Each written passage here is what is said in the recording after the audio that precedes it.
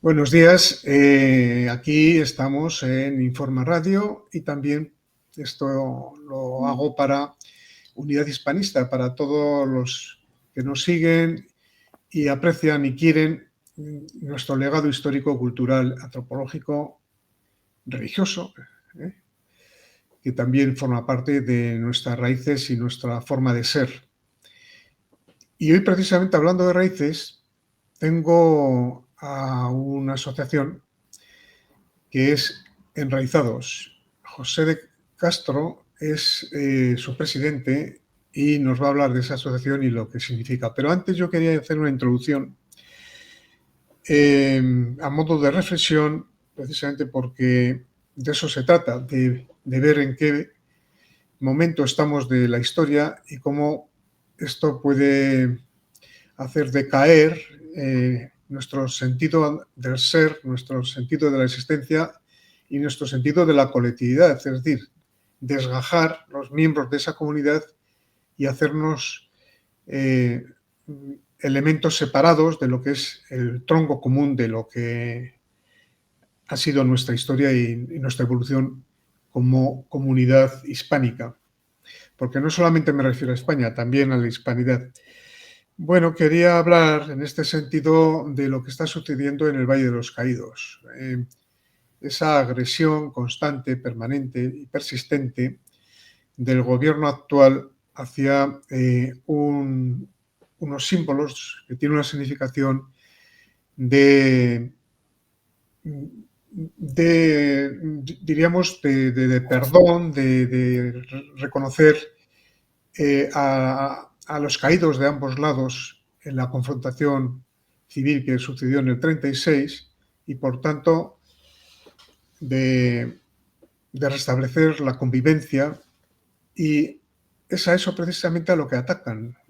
Atacan a la cruz, que es perdón, que es amor, que es el cristianismo como base de nuestra civilización, y atacan también a lo que significa esa basílica, apartando al padre Cantera, al cual le queremos enviar un caluroso y afectuoso abrazo, y también amenazando con, bueno, secularizar esa basílica y poner ahí elementos que no corresponden al significado religioso de esa basílica y la reconciliación que tiene como elemento simbólico la cruz, una, por no decir la más grande que hay en el mundo, y que precisamente pues, tiene también un valor artístico, cultural, y esa agresión, esa agresividad que tiene este gobierno,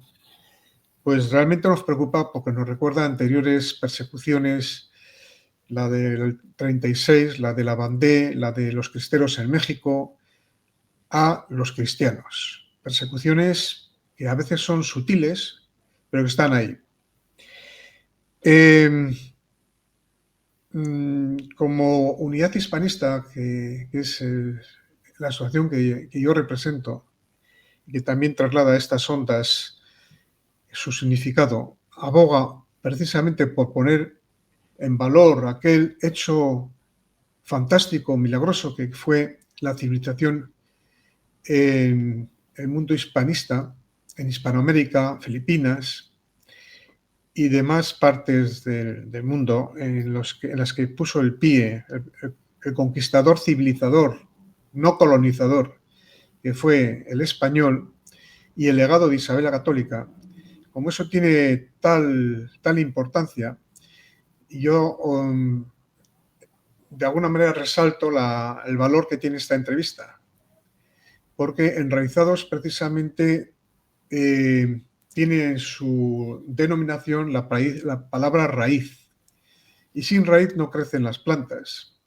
Y esta planta, que es nuestro el elemento cultural antropológico heredado, el legado histórico, cultural y religioso heredado, insisto en heredado, lo estamos dejando desaparecer como un azucarillo en un vaso de agua gracias a la eficazación de aquellos elementos llamémosle ocultos, que están atacando esas bases de civilización. Bueno, pero soltado este rollo, voy a empezar a presentar a José Castro. ¿Qué tal estás? Muy bien, Ernesto, muchas gracias por la invitación. Pues empezando, explícanos un poco, por favor, qué es Enraizados y por qué creasteis esa asociación. Bueno, en parte te he avanzado yo lo que creo que es, pero es eso. Sí, efectivamente, yo creo que lo has explicado muy bien. Enraizados nace en el año 2012 y nace pues con el deseo de llevar a la sociedad lo mejor que creemos que hemos recibido, que es, ante todo, bueno, pues la creencia en la existencia de un Dios que es necesario para ordenar la vida social y también pues todo lo que conlleva la concepción católica de la persona y de la sociedad, porque no queremos escondernos, ¿no? Nosotros queremos aportar a la sociedad lo que hemos recibido y dejar claro cuál es el fundamento de nuestra actuación o cuál queremos que sea. A lo mejor a veces no cumplimos del todo exactamente, porque todos nos equivocamos, pero tratamos de que toda nuestra actividad esté fundamentada pues, en la doctrina social de la Iglesia y en la concepción católica de la persona y de la sociedad, ¿no? Lo que también ha tratado de hacer el padre Cantera, como bien has explicado tú, defendiendo bueno, pues la sacralidad de un recinto y también la sacralidad de todos los restos mortales que allí están. Yo tuve la suerte de acudir ayer a la Santa Misa, tuve que hacer 1 hora y pico de cola en la entrada al recinto, o sea, abajo del todo, porque había una cantidad de coches increíble y también, bueno, pues en la entrada pues también facilitaban que se produjeran ciertos retrasos, ¿no? Pero incluso cuando llegamos a la basílica, que ya no pudimos ir a la misa de 11, que era la que teníamos intención, nos tuvimos que dar a la misa de 1, pues estaba completamente llena, apoyando ese recinto. Y cualquiera que lo haya visitado puede ver que en ese recinto no hay ninguna frase de odio, ni de rencor, ni siquiera de condena. Y realmente pasaron cosas muy atroces, ¿no? Desgraciadamente en la España del 36 al 39, incluso antes, en tiempos de la Segunda República. Pero no es un recinto que juzgue a nadie, ni que se haya hecho contra nadie. Y teóricamente aquello lo hizo una dictadura, ¿no?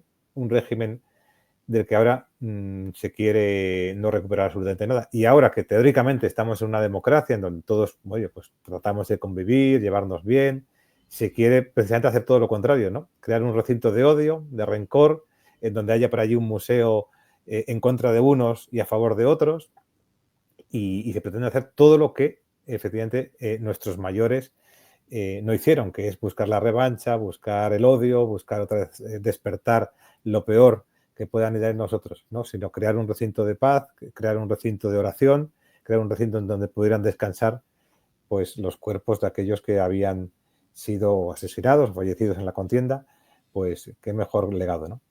Y bueno, Enraizados trata de aportar eso, esa concepción católica de la persona y creemos muy firmemente en la necesidad de que Dios esté presente en la vida pública porque es la única raíz que realmente puede fundamentar una sociedad sólida. Ciertamente tan sólida como la que se creó en Hispanoamérica con la obra de la evangelización. Si no hubiera habido esa evangelización, habría sido posible la existencia de la hispanidad tal como hoy la vemos. Hoy la vemos, desgraciadamente no la vemos, tal como fue, mejor dicho. Sí, yo creo que es imposible, ¿no? Si algo caracteriza, yo creo, al mundo hispano, es esto que hemos podido ver también un poquito en el Valle, ¿no? Ese sentido de hermandad, a pesar de que evidentemente en la historia pues siempre hay problemas y siempre ha habido disputas, pero como al final puedes ver en el otro también un hermano, alguien semejante a ti, alguien que está llamado pues a tu misma finalidad. Y eso yo creo que es lo que la reina Isabel en su testamento dejó bien claro y sus sucesores, pues especialmente Carlos y Felipe II, llevaron a cabo, ¿no? Y ejecutaron. O sea, hay episodios realmente magníficos, ¿no? Hay el César Carlos cuando para lo que son todas las exploraciones, todas las conquistas, porque ha recibido críticas de lo que está pasando allí y él tiene conciencia, que es quizá el control más grande que puede tener un poder político, ¿no? La propia conciencia de saber que está al servicio de los demás y de que luego va a tener que rendir cuentas a Dios y a ese no se le puede engañar. Y entonces para todas las exploraciones, toda la conquista y no preguntan los sabios de la época, oiga, ¿cuánto estamos sacando de allí y cuánto estamos invirtiendo, ¿no? Para ver si tiene una rentabilidad económica todo lo que está haciendo, sino que lo que pregunta es, oiga, ¿tenemos derecho a estar allí? ¿Nos estamos equivocando? Y hasta que los sabios de la época le responden, sí, tenemos el derecho a estar allí porque tenemos el deber de llevar allí lo que nosotros hemos recibido gratuitamente, que es pues la fe en Dios y la religión católica, entonces es cuando continúan, ¿no? Y es realmente impresionante, ¿no? Como la persona, indudablemente con mayor poder en aquella época, se para a hacer esta reflexión ética y moral. Y eso es un poquito la hispanidad, y yo creo que lo que hemos aportado al mundo, ¿no? Muchas más cosas, evidentemente, pero todas las demás cosas yo creo que surgen de esta concepción de la persona, que solamente puede entenderse pues, cuando también tienes fe en que Dios se ha hecho hombre y ha venido a rescatar a cada persona.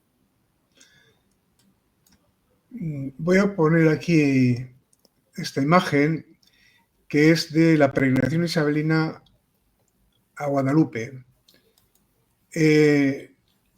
Esto se trata de una peregrinación que hacéis, porque yo estuve, porque yo estuve el año pasado en Valladolid en concreto, participé de ella, y tiene un aspecto de tipo cultural turístico, para conocer aquellos puntos de la geografía donde Isabel la Católica estuvo presente y donde desarrolló su vida y donde volcó esos sentimientos. Y en este caso, organicéis para este año una peregrinación a Guadalupe, porque la reina Isabel tenía una especial devoción por la Virgen de Guadalupe, que por cierto, curiosamente, se plasmó en aquel milagro en México con el manto de un indio Diego que se encontró con la Virgen, que se le apareció y que pues llevó en este caso al obispo una serie de flores que encontró en el lugar donde se apareció la Virgen, que eran raras, flores raras, y al abrir el manto se apareció la imagen de la Virgen, y todos los expertos dicen que esa imagen no ha sido posible pintar por el hombre, sino que es una imagen que apareció ahí en un tejido que es como el del saco, o sea, un tejido vasto, que es imposible pintar eso con la perfección que tiene esa imagen en ese manto. Es decir, cito este milagro para que se vea que está bastante enlazado con la admiración que tenía la Virgen la Virgen Isabel respecto a la Virgen de Guadalupe. Explícanos, por favor, mientras yo paso un poco el texto, para que nuestros seguidores y oyentes bueno, oyentes no lo van a ver, pero nuestros seguidores lo vean, los que se unan al canal de YouTube. Explícanos, por favor, en qué consiste este año la peregrinación y las anteriores, si te parece. Estupendo. Pues esta es la cuarta peregrinación que hacemos. Nosotros desde el origen pues queríamos rescatar la historia de España y la historia también pues de aquellos que la han protagonizado y especialmente pues la figura de Isabel la Católica. Estamos también colaborando con la comisión que lleva su causa de beatificación porque bueno, sabemos que nos están intentando robar nuestra historia, ¿no? Hay una manipulación constante, bueno, que lleva siglos, ¿no? Con la famosa leyenda negra, y parte de la misma ha recaído sobre esta figura que realmente cuando uno investiga un poquito su vida, pues ve que es absolutamente gloriosa, ¿no? Y tratamos de recuperar, bueno, pues la figura de Isabel la Católica. Recuerdo que cuando comenzamos allá, fíjate que no hace mucho, pero en 2012, pues solamente recibíamos de aquella gente que compartía nuestras ideas, no digo ya de, de los contrarios, pues oye, estáis locos, ¿qué vais a hacer? ¿No? Esto es algo completamente impensable que esto pueda llevar a fructificar, ¿no? Y la verdad es que 13 años después, que no ha pasado mucho, no digo gracias a nosotros, que hemos puesto un granito de arena, pero gracias al contexto igual, ha habido realmente una gran recuperación de nuestra historia y en concreto de la figura de la reina Isabel y de su proceso de beatificación que impulsado especialmente por don José Luis Rubio Willem, pues va bien, ¿no?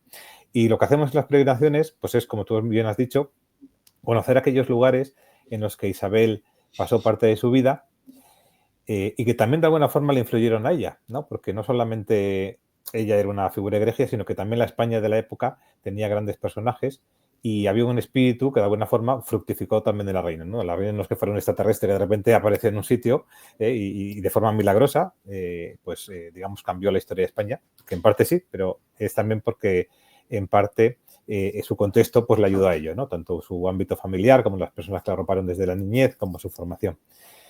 Y esta es la cuarta peregrinación. La primera fue a la ciudad en la que nació, Madrigal de las Otras Torres. La segunda fue a Granada, que es donde están sus restos mortales junto con el rey Fernando. La tercera, como habéis dicho, fue Valladolid, Medina del Campo y Tordesillas. Y este año pues vamos a Guadalupe, en donde está enterrado su hermanastro, el rey Enrique IV. Y también, aprovechando pues el viaje, pararemos en Toledo, visitando tanto la propia Toledo el domingo como el viernes, un lugar muy relacionado porque en él, digamos, se fundaron una de las primeras comunidades de adoración eucarística, la famosa que llaman Loca de la Eucaristía, ¿no? Que también fue en época de la reina Isabel y que ha sido recientemente beatificada por el Papa Francisco, pues en Torrijos. Pues también fundó allí esta primera cofradía y dado que, digamos, vamos camino, pues también aprovechamos para conocerla. Sí, sí. O sea que ya van cuatro ediciones con Esta esto. es la cuarta, sí. Tuvimos que parar un poquito por la pandemia porque habíamos empezado previamente, pero la verdad es que hay una gran devoción. Siempre nos quedamos con plazas limitadas porque, lógicamente, allí donde vamos, tanto los desplazamientos como los propios alojamientos tienen plazas limitadas y siempre hay más gente que quiere acudir, ¿no? Y no solamente por parte de nosotros, también en muchas otras instituciones, ¿no? Están fomentando la devoción a la reina y se ve que cada vez hay un mayor número de católicos y de personas de buena voluntad pues que reconocen todo lo bueno que ha hecho, ¿no? Por ejemplo, en noviembre nosotros solemos centrarnos, que es la fecha de su fallecimiento, también en promover misas por su pronta beatificación y año tras año pues se van multiplicando las misas por esta causa. Sí. ¿Y qué tiene que...? Bueno, antes, cuando he puesto el texto de vuestra comunicación, ponía cómo inscribirse, pero explica, por favor, cómo puede inscribirse la gente, aunque, como dices, son plazas limitadas. No Sí. obstante, pues habrá gente que tenga una especial. Yo de luego lo recomiendo. El año pasado estuve yo en la de Valladolid, no había conocido las anteriores. Este año no voy a poder ir porque tengo un año con demasiada actividad y ya tengo una edad que tengo que pausar un poco el ritmo, ¿no? Pero vamos, me da mucha pena. El año pasado lo disfruté muchísimo. Es un recorrido turístico en el sentido de ver los lugares más frecuentados por Isabel y luego también por el aspecto religioso. Pero vamos, ahí el que no tenga fe o simplemente prefiera dedicarse a pasear o lo que sea, pues puede hacerlo también. Aunque ambas cosas están correlacionadas y son desligables, porque tienen un aspecto muy de tipo trascendente. Y al efecto, explícanos, por favor, por qué tanta devoción hacia la reina Isabel. Digo devoción porque algunos abogamos por su reconocimiento de santidad, que está tardando mucho. Yo creo que ahí hay mano negra detrás para que no prospere. Mano negra no me refiero a la Iglesia, sino otras manos, para que no prospere la canonificación, la beatificación, por ser exactos, de la reina Isabel. Bueno, en parte te he hecho una pregunta y en parte yo la avanzo, ¿no? Pero bueno, ¿cuáles son los valores que veis en Isabel para ese empeño en hacer ese recorrido relacionado con su persona? Bueno, en primer lugar, dado que estamos hablando de la hispanidad, yo creo que es el legado que ha dejado, ¿no? Y su huella. Al final, cada uno tenemos una misión en la vida y la reina, como todos lo conocemos, pues fue reina y por tanto cuidó del bien común de sus súbditos. Y yo creo que este es el primer gran legado por el cual toda persona que conozca a Isabel debería estar agradecida, especialmente aquellos que somos hispanos y le debemos más, ¿no? Porque es una parte fundamental de nuestra historia. Basta con leer su testamento y especialmente su codicilio, que dictó pocas fechas antes de su fallecimiento, para ver cuáles eran sus preocupaciones. Y sus preocupaciones, lógicamente, pues era su marido, sus preocupaciones eran sus hijos, pero sus preocupaciones eran todos sus vasallos, todos sus súbditos, y especialmente aquellos pues, que habían sido recientemente incorporados, los que llamamos indios de América, para que se les tratase bien. Pero también, por ejemplo, todas las personas necesitadas de España. Ella dejó una cantidad de donativos grandísimos en su propio testamento, pues por ejemplo, para aquellas mujeres que querían entrar en religión y no podían, porque en aquella época había que aportar algo al convento, pues para no morirse de hambre, ¿no? No podían entrar sin más. O para aquellas también que querían casarse y no podían, o sea, en ambos estados de vida. También, por ejemplo, a diferencia de tantos otros, se preocupó porque todas y cada una de sus deudas fueran saldadas. O sea, ella quería saldar sus propias deudas. Es un acto de justicia. Si le debes algo a alguien, pagárselo, ¿no? Pues ella así lo hizo y de hecho pues murió pobre. O sea, y fue enterrada con un sayal de franciscana, que ella era franciscana seglar, ¿no? Y son ejemplos, bueno, pues que solamente pues, una persona realmente virtuosa y santa los puede llevar a cabo. Esa preocupación por cada una de las personas que formaban parte de su comunidad y a la que se la habían encomendado a ella, ¿no? También a nivel político, cómo ella tiene una visión mundial. O sea, indudablemente hoy estamos acostumbrados a defender nuestros intereses en el panorama mundial y es verdad que cada uno tiene que defender sus propios intereses, pero también tiene que ser capaz de ver un poco la política mundial y el bien global de todo el mundo, no solamente mi propio bien, ¿no? Esto es como los nacionalismos en España, que no, está bien que uno defienda el bien de su propia tierra, bastaría más, pero tiene que estar abiertos al bien del conjunto, ¿no? Y a buscar el bien de todos y cada una de las personas que forman y a decir, no se me trata de que yo me lleve el mayor dinero posible para mí, sino que hay que ser un poco justo en la vida. Pues ella también, en medio de su época, procuraba el bien del resto de los reinos, ¿no? No era solamente voy a buscar el bien de Castilla o de Castilla y Aragón o de los distintos reinos españoles, sino también pues, el del reino de Francia, el de Portugal, buscaba siempre la paz. O sea, que su política iba orientada no solamente al bien de sus súbditos, sino a ese bien común, ¿no? Y se preocupó también de la reforma, por ejemplo, de la Iglesia a nivel universal, aunque lógicamente pudo hacer más en lo que era la Iglesia local.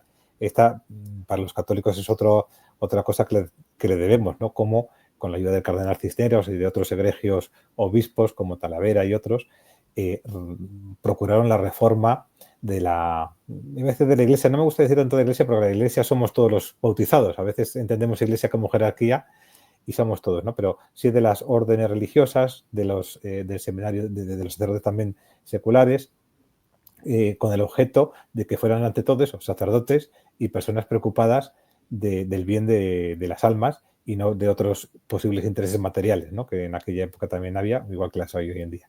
Pues esa reforma, por ejemplo, en España nos ahorró todas las guerras de religión que posteriormente hubo en Europa, ¿no? Y eso es también una parte de la contribución a su bien común. Luego, indudablemente, en sus aspectos también más personales, pues fue una mujer que amó profundamente a su marido, fue una historia de amor y de entrega mutua, también por parte de Fernando hacia ella, pues realmente virtuosa, más allá de algunos episodios.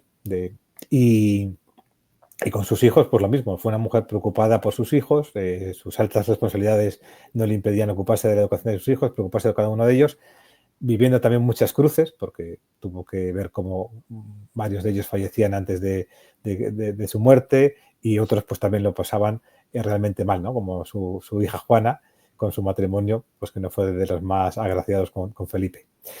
Y todo eso pues lo vivía pues con una visión cristiana, ¿no? Y una gran fortaleza. Incluso la separación física de sus hijos cuando eran muy jóvenes, porque tenían que ir a contraer matrimonio con otros reinos, con otros reyes, pues para buscar también esa unidad, ¿no? En esa política mundial que buscaba. Y eso, y en cada momento de su vida se le ve que ella trata de actuar, eventualmente se equivocaría como cualquier persona, pero trata de actuar conforme a la concepción católica, conforme a su fe. Era una gran mujer de vida de piedad, tenía el privilegio de altar portátil, que en aquella época era complicado. Incluso algunos de sus asesores o de sus máximos colaboradores le pedían, oiga, por favor, no dedique tanto tiempo a la oración porque tiene que dedicarse usted a la vida, a la vida política, ¿no? Y ahí tuvo que rectificar un poquito, pero que era una mujer de profunda religiosidad y más centrada en su oración y muy formada, ¿no? Esto que dicen, pues que la mujer en España pues estaba en un segundo plano, pues todo lo contrario, no solamente por ella, indudablemente, sino también por todas las mujeres que le rodeaban, que eran de una altísima cultura y preparación. Tanto es así que, según tengo entendido, ella estudió muy a fondo las 7 partidas de Alfonso X el Sabio y de ahí cogió muchos elementos de su planteamiento de gobierno. Y bueno, realmente la impronta desarrollada por Isabel en su testamento y en su vida y en su ejemplo, tanto para su propio marido, que tenía un sesgo algo distinto, pero le encauzó en esa dirección, lo cual es muy importante, porque luego Fernando, que era, bueno, Maquiavelo se fijó en él como el príncipe, como el gobernante de la edad moderna, ¿no? Porque era un hábil estadista. Ya me gustaría que hoy tuviéramos un estadista así.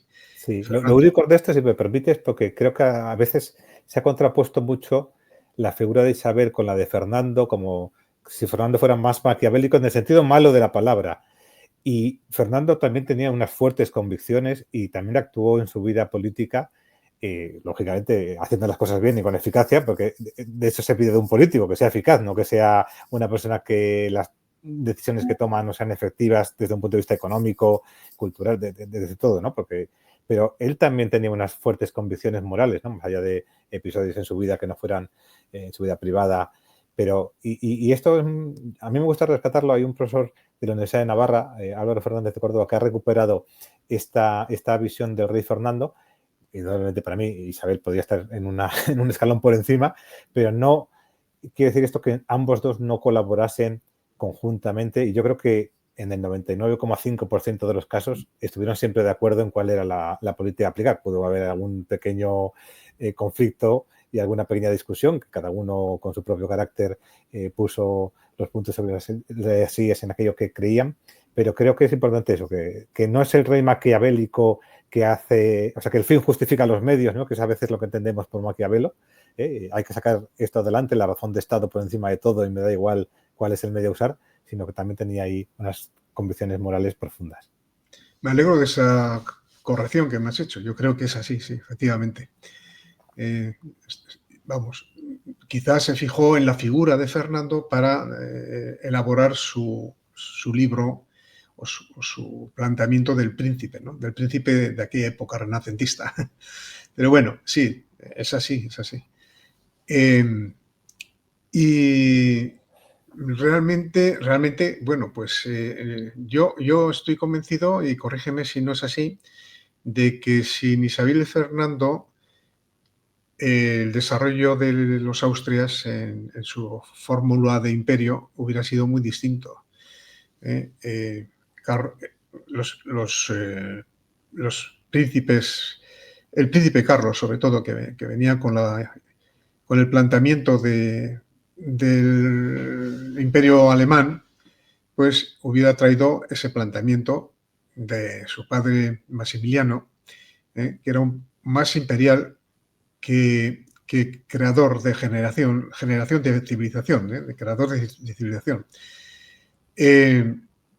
Y hubiera sido de una manera un poco más. De hecho, es curioso cómo, bueno, lógicamente no podía ser tampoco de otra manera. Las primeras fases de la colonización americana eran realmente colonización, el primer momento, ¿no? Pero luego, con la llegada de las órdenes religiosas que desvelaron pues algunos abusos, etcétera, bueno, algunos no, unos cuantos.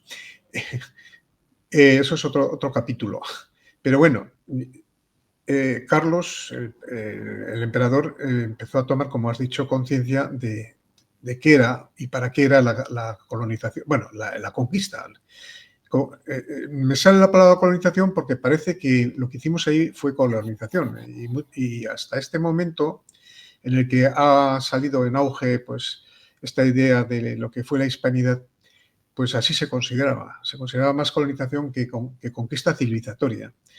Y realmente, gracias a esa concepción, después de las controversias de Valladolid y de la Escuela de Salamanca con Francisco de Vitoria a su frente, etcétera, que generó una doctrina jurídica, teológico, filosófico-jurídica, pues gracias a eso pues, se encauzó hacia vertientes mucho más humanizadoras. Eso, pero vamos, eso es un tema muy interesante. ¿Qué opinas tú al respecto? Sí, bueno, primero, efectivamente, es que el término colonización, como está tan relacionado con colonia, igual es mejor usar otro, porque las colonias, digamos, de los países europeos posteriores, ¿no?, del siglo XIX-XX, no tienen nada que ver con lo que pasó en Hispanoamérica, ¿no? Lo que hizo España fue llevar allí lo que éramos y crearon nuevos reinos, es decir, no es que creásemos colonias, que era algo distinto a la España peninsular, sino que eran reinos incorporados al reino de Castilla, que fue el que llevó a cabo el descubrimiento, ¿no? Y por tanto, aquellos territorios eran lo mismo que Castilla, tenían los mismos derechos y deberes, no eran una cosa diferente. Lógicamente, era una época en la que las comunicaciones no eran tan fáciles como ahora y como pasaba en el territorio peninsular, a veces había excesos, ¿no? Una cosa que hicieron muy bien los reyes fue crear la Santa Hermandad aquí en la península ibérica para crear orden y que la gente pudiera más o menos vivir bien y no estar sometida a actos de violencia por parte de desalmados. Lógicamente, a más distancia había una mayor dificultad, pero ellos también se preocupaban de que las autoridades en las distintas partes de Hispanoamérica, pues lógicamente velasen por el bien de los súbditos. Entonces, yo creo que más fue trasplantar el ser de España allí, que además, bueno, pues lógicamente hubo una fusión con las razas indígenas de aquellas tierras. Y luego, respecto de Carlos, la verdad es que es una historia también providente, ¿no? Porque se ve cómo los reyes católicos habían formado aquí a Fernando, su hermano, que había sido que había permanecido en territorio español, y como Carlos, que venía de fuera y que ni siquiera se hablaba el español o el castellano, pues se incorporó y efectivamente sus primeros años pues fueron realmente quizá no los mejores, ¿no? Pero como él supo, de alguna manera, asimilar el ser español, lo que ello implicaba, el legado de sus abuelos, en este caso maternos, y seguir. Para mí la verdad es que la figura de Carlos es una figura también de una magnitud y de una magnanimidad, y como también intentó velar siempre por la unidad de los distintos territorios, la unidad religiosa, que la había fundamental, como él, en medio de esas discusiones teológicas, él no era un teólogo, pues trataba de aunar y de unificar, y siempre trató de hacerlo hasta que ya al final fue completamente imposible. Y tienes toda la razón, vamos, me parece una figura que yo creo que de alguna manera se españolizó. A mí me gusta más hablar de Carlos I que de Carlos V, sinceramente me parece que le retrata más, pero tampoco soy historiador ni podría hacer una tesis sobre eso, pero me parece que es más Carlos I que V, con independencia que lógicamente sean las dos cosas, porque era emperador y rey al mismo tiempo. Y tanto su obra como la posterior de Felipe II, donde ya se, digamos, incluso con la unión con Portugal, son monarcas que realmente, vamos, dignos de estudio y de imitar sus ejemplos. Sí, tanto es así que aquí hay dos vertientes. Una, la parte de lo que llamamos democracia, que ya me gustaría a mí que esa democracia ordenada la tuviéramos hoy. Y lo que era la descentralización, tanto que hablamos ahora de autonomías. Has hablado de los reinos, efectivamente. Eran reinos con su propia capacidad de autogobierno, pero al mismo tiempo respetando una estructura y una organización, unas leyes que eran comunes. O sea, a mí me gustaría tener hoy en España algo parecido a aquello, porque en realidad, claro, consideremos también el espacio geográfico y las distancias. Gobernar un imperio con una capacidad de autogobierno que tenían los virreinatos, pero al mismo tiempo estando todas sus actuaciones de acuerdo a unas normas, a unas leyes y una supervisión que estaba perfectamente tramada, eso en tan poco tiempo, en un momento en el que no había ni internet, ni satélites, ni aviones, ni telecomunicaciones, eso es fantástico, eso es inigualable. Y hoy que tenemos tantos medios, No somos capaces de articular España, que es un paísito pequeñito, que es como la 20ª parte de aquel imperio, o menos. No somos capaces de articular de una manera tan ordenada y tan perfectamente armonizada como entonces. Esa es mi valoración. Pues creo que tienes toda la razón, ¿no? Yo pongo un ejemplo muy simple, pero digo, yo creo que hoy, por desgracia, los políticos inciden mucho más en la vida personal, familiar y social de cada uno de nosotros que en aquella época. Y les llamamos a lo mejor absolutistas o les llamamos totalitarios, y era todo lo contrario, había mucha más libertad. Primero porque no tenían la capacidad que tiene el Estado moderno para imponerse, o sea, no podían llegar a la... Se imponían por la autoridad moral, es decir, ¿cómo iban a imponer algo en América a kilómetros de distancia si tardaban un montón en llegar? Pues lo imponían sobre todo por la autoridad. Era un concepto distinto al poder, ¿no? Hoy, en cambio, el poder pues te mata con multas, con imposiciones, no te deja elegir la lengua en la que quieres educar a tus hijos. Esto, vamos, a Carlos, a Felipe se le hubiera pasado por la cabeza decir en qué lengua tendrían que educar la gente a sus hijos. Era algo inconcebible, ¿no? Pues hoy esto, el Estado te impone que si tu hijo tiene que entrar a las 9 de la mañana y salir a las 3, oiga, un poco de libertad. Entiendo que si mi hijo está por ahí solo y desalmado, el Estado subsidiariamente le acoja y le eduque, pero que los padres tengan no, pues claro, entonces, ¿cómo podemos llamar absolutistas a aquellos reyes? Es imposible. Oye, sí que es un Estado absoluto que te impone absolutamente todo, ¿no? Hay que imponer ciertas cosas, sí, pero oiga, no absolutamente todo, hay que dar libertad a las personas. O sea que hay una diferencia brutal entre aquella época y la nuestra, ¿no? Tanto es así que, efectivamente, apuntando en lo que comentas, el aprendizaje de la lengua materna lo inventaron ellos, cosa que ahora no se protege. Sí.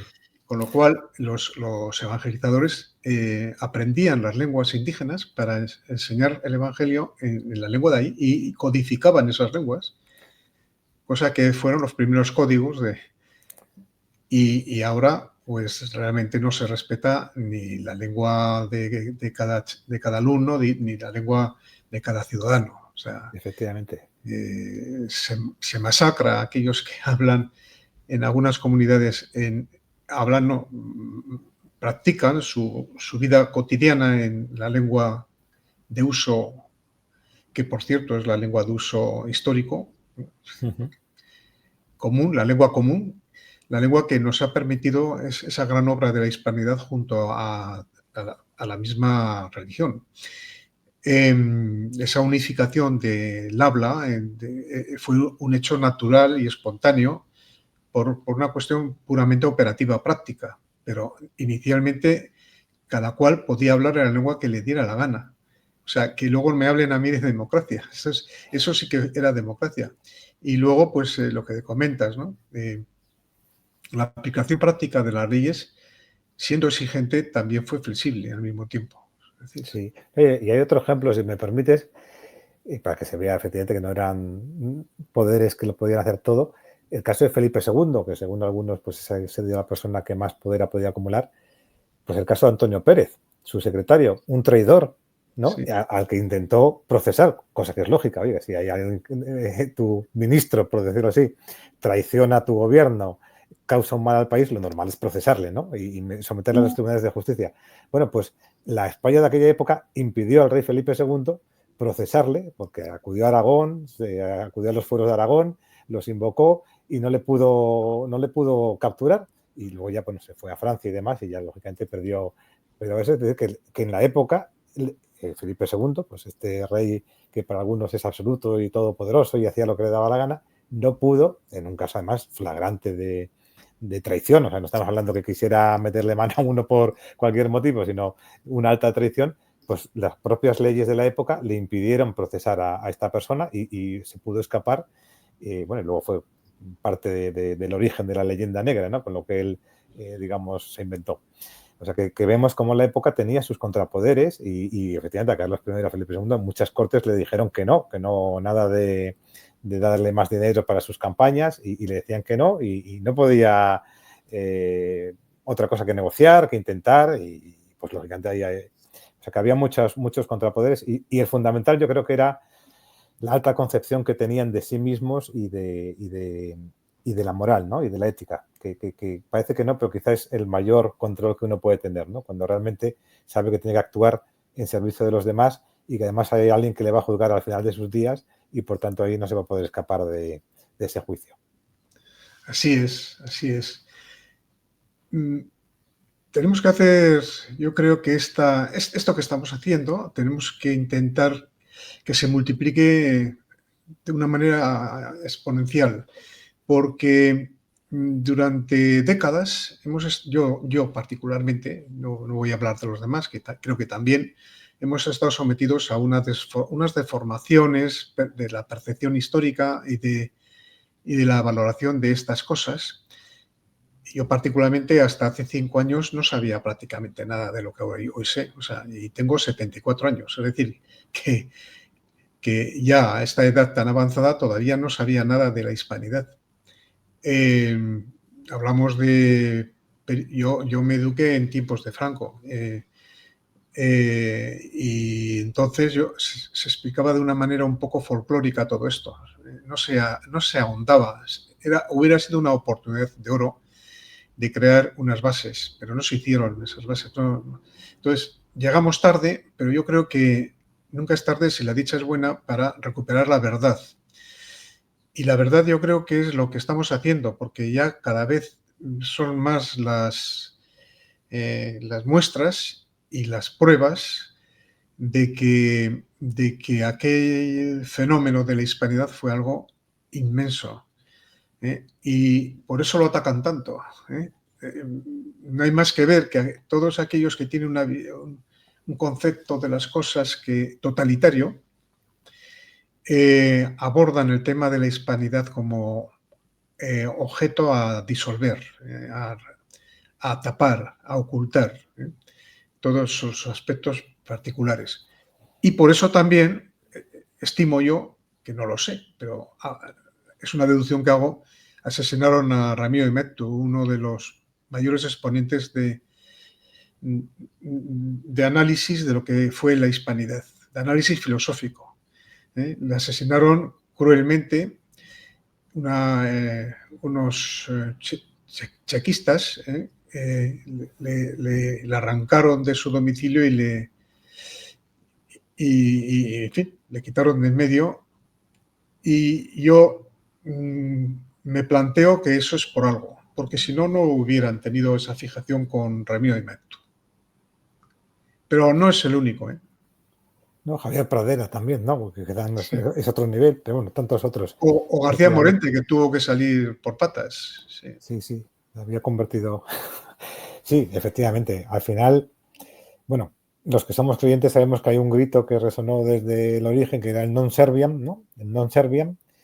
Y efectivamente también hoy en día hay muchos pues que siguen ese legado. Unos con toda convicción, otros a lo mejor son tontos útiles, otros pues, somos nosotros que cometemos errores. Bueno, digo nosotros o yo, cometemos errores y también a veces formamos parte. Yo creo que en cualquier caso sí que hay una recuperación ahora de todo el hispanismo, del mundo hispano, y gracias a Dios, pues en distintas partes del mundo pues está recuperándose.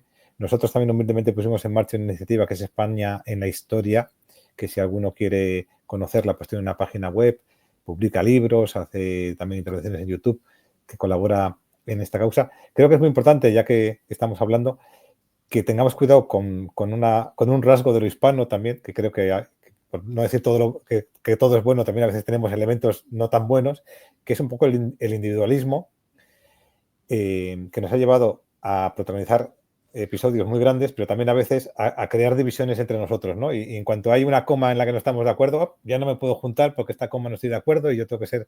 Y está bien discutir sobre aquello que no estamos de acuerdo, pero quizá ver más lo que nos une, ¿no? A lo mejor, oye, pues estamos unidos en un 90% y un 10 que no estamos unidos, no nos enfrentemos por ese 10, colaboremos en el 90 y en ese 10 que haya libertad, que cada uno defienda lo que considere oportuno, dialogamos, incluso un día discutimos si queremos vehementemente, pero que no nos separe, ¿no?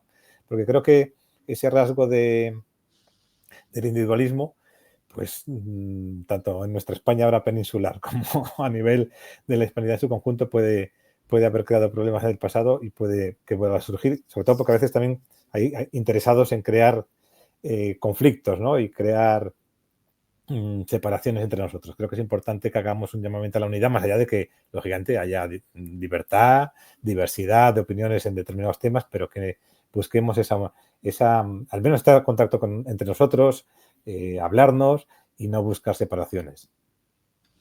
Pues sí. Bueno, nos quedan 5 minutos. Si quieres decir alguna cosa más para abundar o completar esta exposición. Bueno, simplemente como la hemos centrado sobre todo en la reina Isabel, pues animo a todos a recuperar esta figura egregia. Si me permites, aparte de la peregrinación que haremos a finales de abril, queremos el 22 de abril, el día de su aniversario, de su nacimiento, pues hacer actos en toda España y en toda Hispanoamérica, incluso en otras partes del mundo como Estados Unidos, ofrendas florales a la reina Isabel, leyendo un pequeño manifiesto. Todos aquellos que puedan estar interesados se pueden informar en nuestra página web enraizados.org. No lo hacemos solamente nosotros, sino también con multitud de asociaciones hispanistas y culturales de todo el mundo. Pero vamos, colaboraremos con ellas para que haya el mayor número de actos posibles en todas partes y recuperemos esta historia, ¿no? Y también pues animar a todos, en la medida en que podamos, pues a conocer y a difundir pues este legado que hemos recibido y que además yo creo que es muy necesario en el mundo actual, ¿no? Porque es un legado pues que nos llama a colaborar con los otros, pero no en un sentido del consenso, ¿no? Tenemos que convivir, pues no, de búsqueda de la verdad, ¿no? Que es lo que más nos puede unir. Sin duda, sin duda. Pues lo que a mí respecta, tenedme a vuestra disposición, porque creo que esto crea mucha satisfacción personal. El trabajar en esta dirección te llena, porque espiritualmente te llena y también te llena porque tenemos que tener el orgullo de ser españoles, que habremos cometido errores, pero nuestra historia es una historia muy noble y muy apreciable desde un punto de vista tanto en lo que es los valores, la heroicidad, la capacidad de arriesgar tu propia vida en función del bien común y el bienestar general. Y esos valores hay que ensalzarlos, porque si no nos hundimos en la porquería, que es en lo que estamos ahora. Pues muchas gracias. Gracias a ti, Ernesto.